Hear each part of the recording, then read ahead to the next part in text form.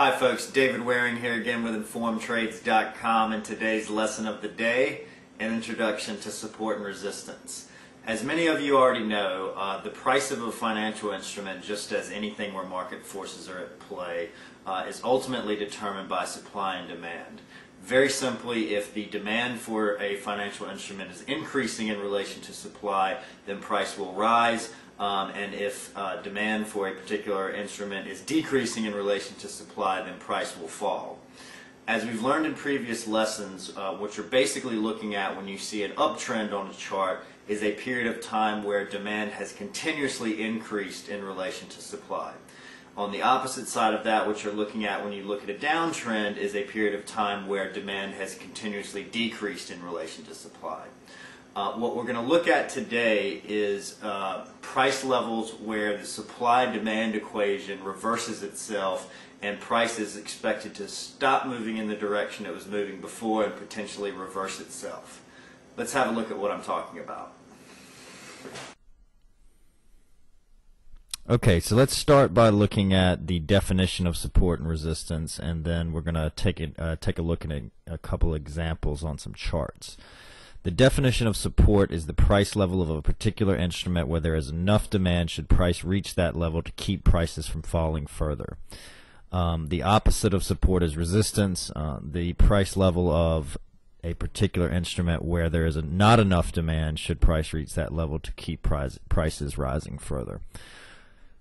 So this is a chart of Nike here, and if you look at this middle part of the chart here, you should be able to see a pretty good example of support there. You can see that price has touched that level multiple times, total of 3 times, and then actually bounced off of that and never returned to touch it. So that support level is held, is what that's called.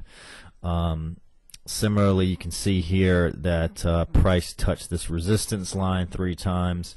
In general, twice touching is enough to establish a support or resistance line, but third time is usually pretty good confirmation of that. So you can see there the difference between support and resistance.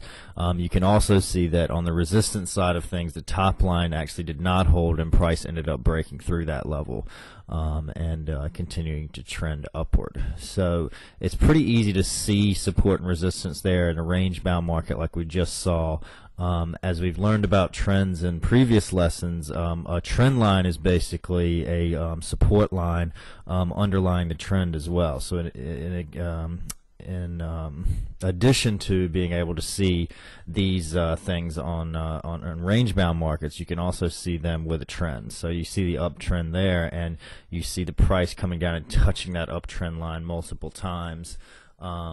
Before eventually breaking it, and that's a good example of support. And on the upside, this is called a price channel here, a trend channel. You can see price touching multiple times that line, and that line is acting as resistance there to the upside of that trend. So a common strategy that traders will use when looking at charts and looking for support and resistance, a very basic strategy, is they'll look for selling opportunities around resistance and buying opportunities around support, and then they'll look to place their exits shortly above resistance or shortly below support to protect that position. So that's something that we're going to take a little bit of a look into later in some of our strategy discussions.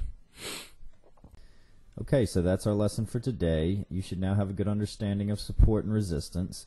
In tomorrow's lesson, we're going to take a look at something called multi-time frame analysis, which is going to take all the lessons that we've had up to this point and try and tie them together to give us a big picture overview of the market, and also give us some tips on determining how strong or weak a particular support or resistance level may be. So thanks as always for listening. We hope to see you in tomorrow's lesson. If you have any questions or comments, please feel free to leave them in the comments section below, and have a great day.